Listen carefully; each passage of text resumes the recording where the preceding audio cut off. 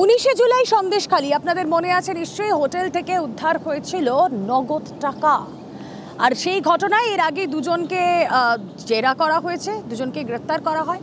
সেই দুজনকে জেরা করে এবার মূল অভিযুক্তর খোঁজ পাওয়া গেল। কথা বলবো, অনুপম প্রতিনিধি রয়েছেন আমাদের সঙ্গে। অনুপম, এই মূল অভিযুক্ত, তার সঙ্গে এই কোটি কোটি টাকার কি সম্পর্ক?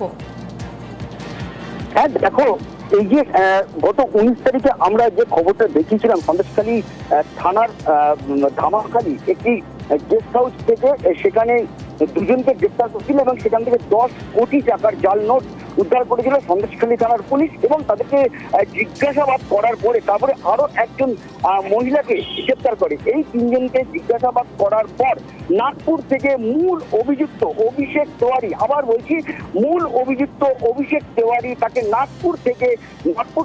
নাগপুরের পুলিশ এবং সন্দেশখালী থানার পুলিশের যৌথ অভিযানে তাকে গ্রেফতার করা হয়। একটি ট্রানজিট রিমান্ডে তাকে সন্দেশখালী থানাতে নিয়ে আসা হয়েছে এবং তাকে জিজ্ঞাসাবাদ করা হচ্ছে যে তার সঙ্গে এই যে টাকা, বিপুল পরিমাণের টাকা, সে কি কারণে নিয়ে গেছিল, সেই টাকা কোথায় কোথায় দেওয়ার তার উদ্দেশ্য ছিল এবং কোন কোন রাজ্যে এই যে টাকা পাঠানোর তার উদ্দেশ্য ছিল এবং এই টাকাগুলো কোথা থেকে নিয়ে গেছিল।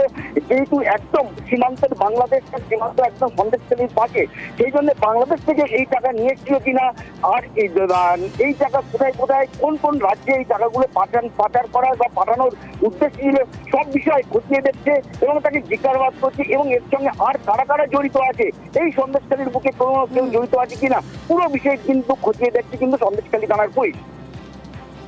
বেশ, ভাবুন একবার, সরকারকে বিক্রি করা জমি সেটাও আবার বিক্রি হয়ে যাচ্ছে। জমি মাফিয়াদের এমনই দৌরাত্ম্য ঝাড়গ্রামে। এ বিষয়ে আরো বিস্তারিত জানবো, আমাদের প্রতিনিধি রাজু রয়েছেন সঙ্গে। রাজু, সরকারকে যে জমি বিক্রি করা হয়েছিল, যে জমি ব্যবহার করা হবে অন্য কোনো পারপাস, সেই জমিও আবার বিক্রি হয়ে যাচ্ছে, কারা করছে? দেখো মূলত এই যে ব্যক্তি রয়েছে যার জমি, যার কাছ থেকে সরকার কিনেছিল, সেই ব্যক্তি এবং এখানকার একটি বেসরকারি কারখানা রয়েছে, সেই কারখানা যেভাবে জমি মাফিয়াদেরকে নিয়ে একটা জমি মাফিয়াগিরি দৌরত্ব চালাচ্ছে ঝাড়গ্রামে, তারই কারণ হয়ে দাঁড়িয়েছে এই জমি বিক্রি। কারণ যে লোধা শবরদেরকে সরকার যে জমি দিয়েছিল তাদেরকে চাষাবাদ করতে এবং তাদের উন্নয়ন ঘটাবার জন্য রাজ্য সরকারের তরফ থেকে সেই জমিও এবার হাতিয়ে নেওয়ার অভিযোগ। কারণ এখানে যে যোগেন মাহাতোর কথা বলা হচ্ছে, এই যোগেন মাহাতোর কাছ থেকেই রাজ্য সরকার এই জমি কিনেছিল, তাও আবার চেক প্রদান করে। কিন্তু যে লোধা শবরদের নামে এই জমি ক্রয় করা হয়েছিল এবং লোধা শবরদের হাতে সেই জমির কাগজপত্র দেওয়া হয়েছিল, কারণ লোধা শবররা অধিকাংশই পড়াশোনা জানে না, সেক্ষেত্রে এই জমি নিয়ে যে তাদের নামে মিউটেশন করে তাদের নামে করতে হবে সেটা তারা জানতো না। কিন্তু পরবর্তী ক্ষেত্রে এই যোগেন মাহাতোকে এখানকার যে অবৈধ কারখানা রয়েছে, সেই কারখানার ফরেরা তাকে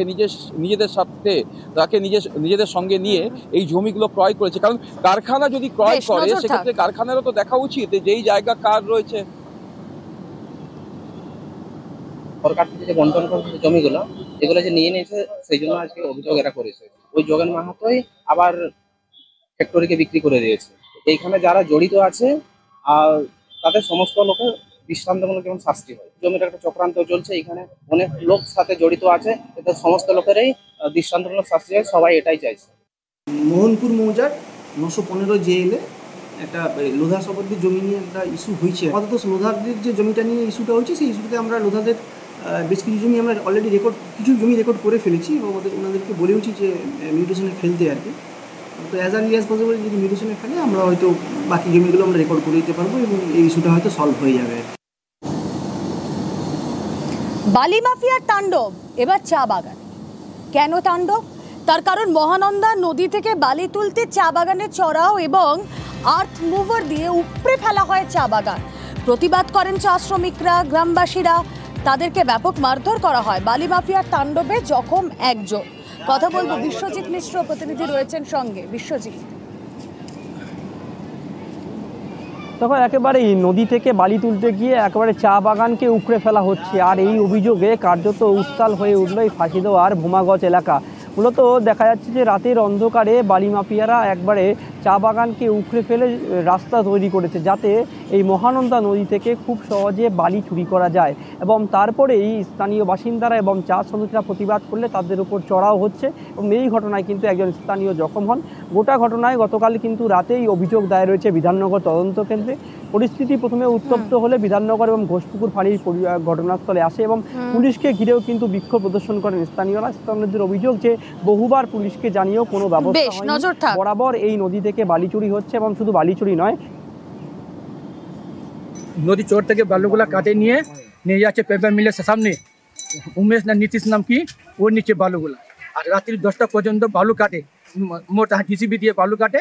আর সকাল 9টা পর্যন্ত বালু চলে। আমরা বাজার দিতে গেলে আমাদের সঙ্গে মারটাম করে।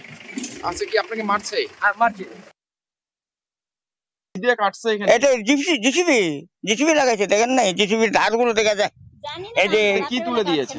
এটা চাপাতি বুটা তুলে দিয়েছে। কারা করছে এটা কারাই বস্তির যারা ট্রাক্টর চালায় তারাই করে। রাস্তা বানানোর জন্যই কি তুলে দেওয়া হয়েছে?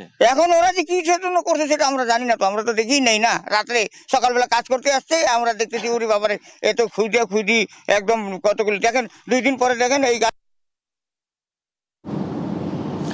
মেদিনীপুরে কেরানীতলা এলাকা, সেই কেরানীতলা এলাকায় বেসরকারি সংস্থার বেআইনি নির্মাণ ভেঙে গুড়িয়ে দিল পুরসভা। এ বিষয়ে বিস্তারিত জানবো, শোভন রয়েছেন সঙ্গে। শোভন, জানা যাচ্ছে গতকাল রাতে একটি ওখানে বেসরকারি সংস্থা তিনি কিন্তু ঢালাই করেছিল, এমনটাই অভিযোগ পায় পৌরসভা। এবং পৌরসভা রাতেই হচ্ছে পিডব্লিউডি ছিল, তাদের নিয়ে অভিযানে যান। সত্যি তারপরে যে বেআইনি নির্মাণগুলি ভেঙে ফেলে এবং পাশাপাশি আর যারা বেআইনি নির্মাণ করেছে তাদেরকেও কিন্তু নোটিশ করা হয়েছে যে আগামী 24 ঘন্টার মধ্যে সেই সব বেআইনি নির্মাণ ভেঙে ফেলা হয়, না হলে পৌরসভা কিন্তু কঠোর ব্যবস্থা নেবে। মেট্রো বাজারের অপোজিটে সরকারি জায়গায় এখানে পুরো রাস্তাকে রড বিছিয়ে ঢালাই করছিল। এলাকার মানুষ আমাদেরকে খবর দেওয়ার পরে আমি আমাদের পিডব্লিউডি দপ্তর থেকে পাঠাই। তারা এসে দেখে যে রড বিছানো হয়ে গেছে, পুরো রাস্তাটা ঢালাই হবে।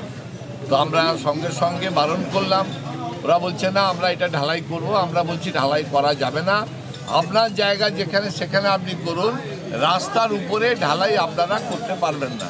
এবং এই সামনে যে শেড করে রেখেছে সেই শেডটাও খুলে দেওয়ার জন্য আমরা বলেছি। আর এবার মুর্শিদাবাদের সাগরপাড়ার দিকে নজর রাখবো। সেখানে বাড়িতে মজুদ বোমা, সেই বোমা ফেটে বিস্ফোরণ। মুর্শিদাবাদের সাগরপাড়ায় বোমা ফেটে বিস্ফোরণ, বাড়িতে মজুদ থাকা বোমা তা ফেটে বিস্ফোরণ। বোমা বিস্ফোরণে বাড়ির মালিককে আটক পুলিশের। প্রণব প্রতিনিধি রয়েছেন সঙ্গে। প্রণব, সাগরপাড়ায় যেই বাড়িতে এই বিস্ফোরণের ঘটনা, বোমা মজুদ করে রাখা ছিল কেন সেখানে? দেখো, সাগরপাড়ার নটিয়ালে তোমার আজকে সকালবেলাতে হঠাৎ করে সানসেটের মধ্যে গোলাম গাউসের বাড়ি, সেই বাড়ির সানসেটের মধ্যে একটি বোমা রাখা ছিল বলে কিন্তু পুলিশ প্রাথমিকভাবে সেই বোমাটা আচমকাই ফেটে যায়, বিস্ফোরণ ঘটে এবং সঙ্গে সঙ্গে কিন্তু সাগরপাড়া থানার পুলিশ পৌঁছে যায় এবং এই গোলাম গাউসের ভাইকেও আটক করে। যদিও গোলাম গাউসের ভাইয়ের দাবি যে একটি খুন হয়েছিল, সেই খুনের ঘটনায় বিরোধী পক্ষ ফাঁসানোর জন্যই এই বোমাটা ফাটিয়েছে। তবে পুরো ঘটনা তদন্ত করছে সাগরপাড়া থানার পুলিশ। একজনকে আটক করা হয়েছে এবং তাদেরকে জিজ্ঞাসাবাদ করছে এবং প্রতিবেশীদেরকেও জিজ্ঞাসাবাদ করা হচ্ছে। বেশ, কালকে আমার ভাবি ছিল না, বহরমপুর গিয়েছিল, মানে আমার 2টো ভাই ছেলে, তো ওরাও বাড়িতে থাকে না, মাঠে স্কুল গিয়েছিল। কিভাবে কি হয়েছে আমি নিজেই সব বলতে পারছি না। কতদিন আগে বাড়িতে থাকতে? মানে এর আগে থাকতাম বাবা যাই, আমি আর এখানে থাকি না, তো আমার ওই বাড়িতে থাকি।